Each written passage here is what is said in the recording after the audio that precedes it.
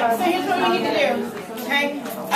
We're going to talk about what we talked about yesterday. You're going to tell me what you know from yesterday, and then we're going to talk about the piece of writing that you have in front of you from Coretta Scott King. And Coretta Scott King is who? Martin Luther King's wife. Thank you. Martin Luther King's wife, okay? One of the things that I was talking with this group about yesterday that I don't remember if we talked about as a whole group is this idea of established ethos, okay? So if your father walked in the door right now, I would expect that you'd be like, oh, hi, there's Dad. If Mr. Reimer walked in the room right now, he would not have to establish his ethos with you. He already has it, okay? And established ethos also applies to Coretta Scott King. She has an established ethos simply because of the woman that she is. But she reminds you of that in the first line, okay? Does that make sense? All right, so tell me, like I'm a foreign exchange student and I just got here yesterday and now you got to teach me everything. Tell me, please, first. It's not that bad. Okay. What is argument? What is rhetoric? What is rhetoric? Strategies you have to use to get a point. The word rhetoric by itself, what is it? What's the definition? Argument. What is it? Argument. Argument, okay? So rhetoric.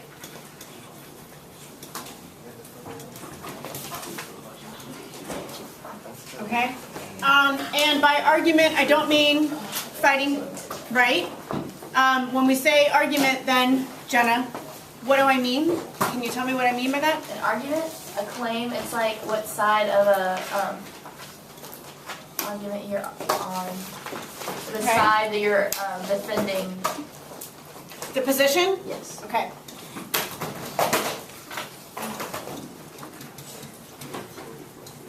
The position a speaker takes on a controversial issue. Okay? That's what we mean. Right? It is the position that a speaker takes on a controversial issue, right? So there has to be two obvious discernible sides. We're all good? Okay. Now, if I'm going to talk to you about writing, we're going to skip over the intro part because we've already talked about that pretty clearly, right? 1, 2, 3 sentences. But we're going to talk about body paragraphs, okay? What is the first thing that you need to do in order to start fleshing out this body paragraph? Body paragraphs, we're skipping right on past the intro. What's the first thing that you need to provide? Say it again. State the observation. Okay, yeah. So you're going to state the observation. And I don't know if you know a better term than observation. If you do, please let me know. But it's just how it works in my mind.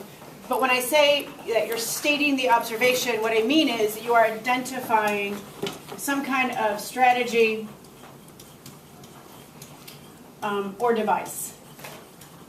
And it could be plural because you may have things working in tandem, right? So you could have both diction and, for in the case of this piece, I would suggest structure work together in order to do something else, okay? Okay, so once you have stated whatever your observation is, what do you need then? Evidence. Yes, you need evidence. And what is the evidence? What form can evidence take place? In what form? Quotes? Okay. Did you say statistics? Mm-hmm. Good. What else? Anything? Summarizing. Yep, summarizing. What else? Paraphrasing. Paraphrasing. Okay. So far, so good? Okay, excellent. What's number 3? Explain how this evidence affected my opponents. Yes. Okay, so now is when you have to explain. And this is, you need to be very explicit here, right? Don't talk around it. Don't kind of hint at it. Don't woulda, coulda, shoulda. All right? This is where you really got to nail it down. Honestly, God, I'd rather have you be wrong, and I mean be wrong, than be like, meh, meh, ish. There's no ish here. okay? All right, so explain exactly how the evidence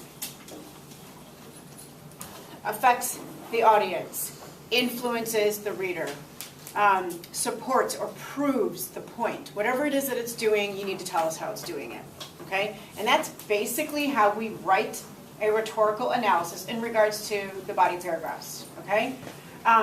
Somebody in first period was saying, look, you know, I don't quite see all the things that you're saying that you see, and I'm a little bit worried about having to write about this, and, you know, can I do it just like this? Like, she basically was saying, is there a way to write these things perfectly? And I was like, well, yeah.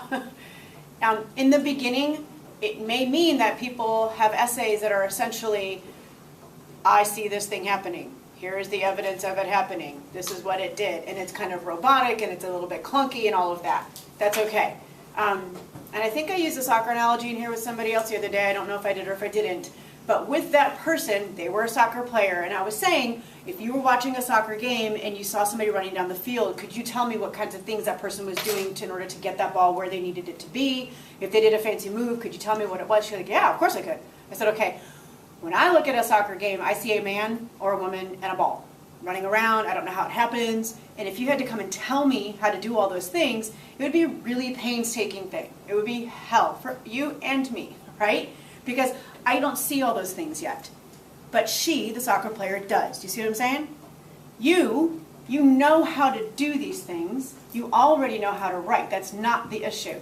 I'm asking you to get yourselves used to this kind of a format so that you get here. And then these will start to shift in terms of where you place them and how you use them and even how you discuss them, because it'll become more your own. But these things will still be happening. And when I ask you to show me where they are, you will, because you'll know because you did it with intent. Okay? We have to be planned as writers here.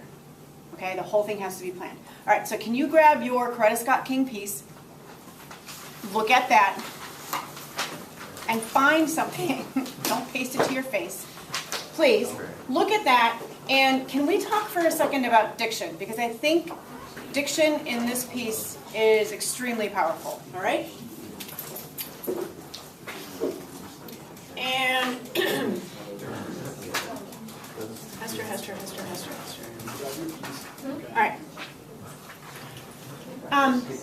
Can you describe for me, can you tell me what kind of a tone she is using and how you know?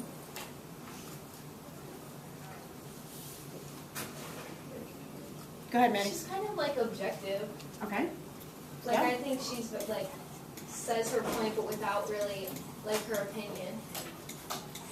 Okay. So she states her point without her opinion. Do you all agree? I think Her opinion's like the most that's what the whole thing is her opinion. Okay.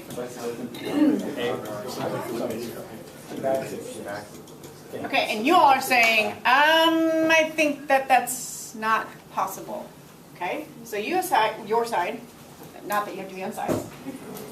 And this is good. How would you describe the tone? Blunt? Direct? Okay, but these are related, are they not? Objective and direct?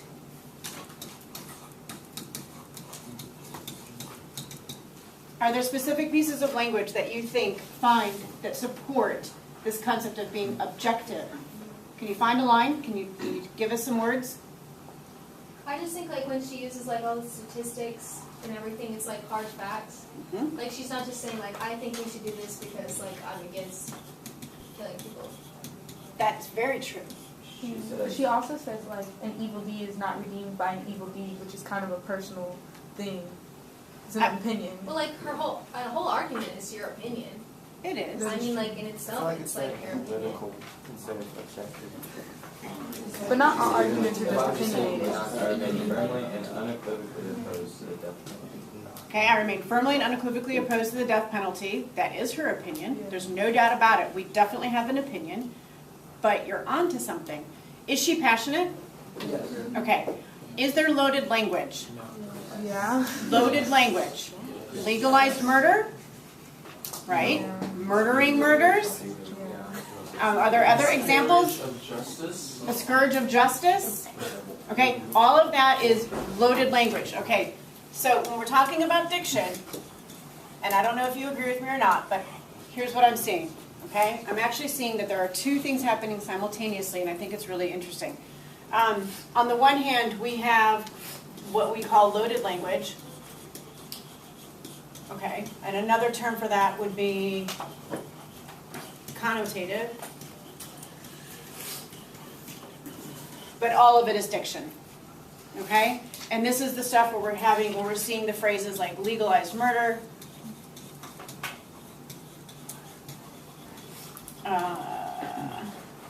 probably that first line, Asa, that you just gave me about her being unequivocally opposed, right? This is loaded language. She doesn't say, she also says that she has suffered through 2 assassinations, okay? Those 2 words, suffered and assassinations. Do I have that right? Okay. These 2 words in particular are very much emotionally charged. She doesn't say, I have lived through, I have witnessed, I've had to, this happened to me. She says, I've suffered through. This is the emotionally charged word. Assassinations, not the deaths of, she could have tempered it down or she could have brought it up. She also could have been very emotional and only talked to us about how it feels to have this happen to you, and that even though she feels this way, she still chooses these things. So we have this really loaded language. But think about the structure. Is her argument structured? A little bit or a lot of it? Exceptionally, right? It is a textbook example of how to write an argument. Is this a mistake? No. Okay, of course it's not, right? So we have this, right? But at the same time, you have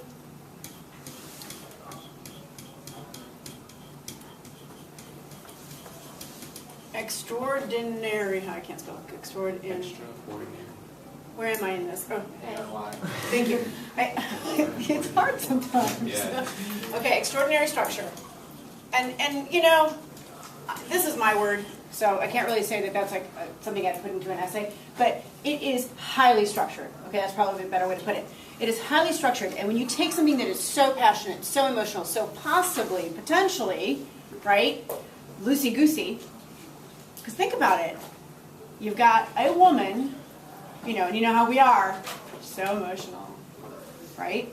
In the 1970s, late 1960s, coming up and speaking about the death penalty, which you know people are extremely passionate about, for and against.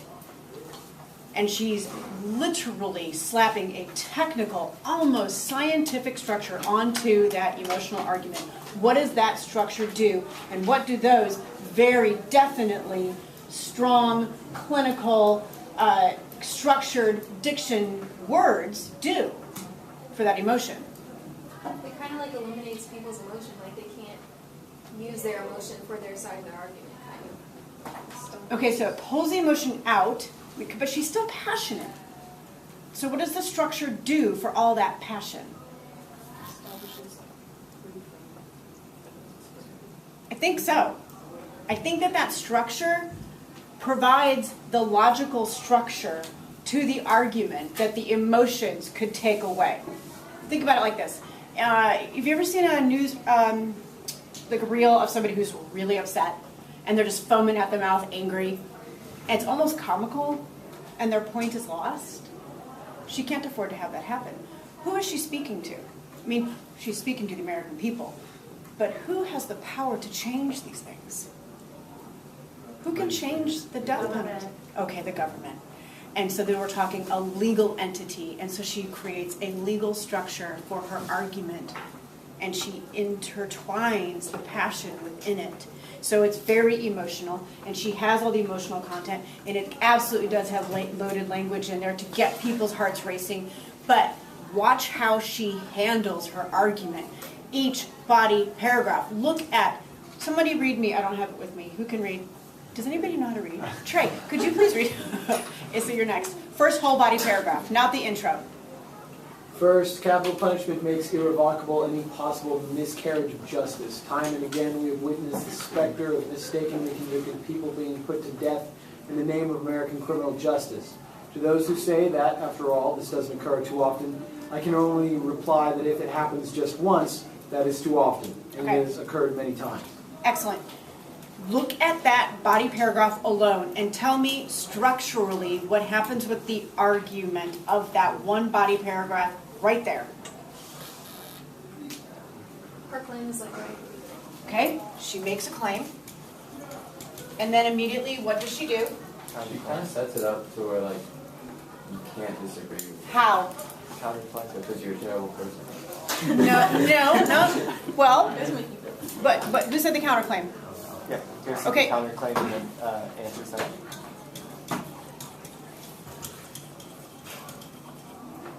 Well, yeah, and you're right. Refutation, I hope that's spelled right. She establishes her claim, she establishes what is the counterclaim, and then she immediately refutes it right there in one body paragraph. Boom, boom, boom. Does she do the same thing in the next paragraph? You bet your socks she does. I don't know if that's a thing, but it is now. You bet your socks, okay? She does that all the way through, doesn't she? Each individual body paragraph. So it is short, it is sweet, it is simple, and it is dense, and it is packed with information, okay? Now, I'm going to give you one more tool that I hope is useful. I think it's really cool.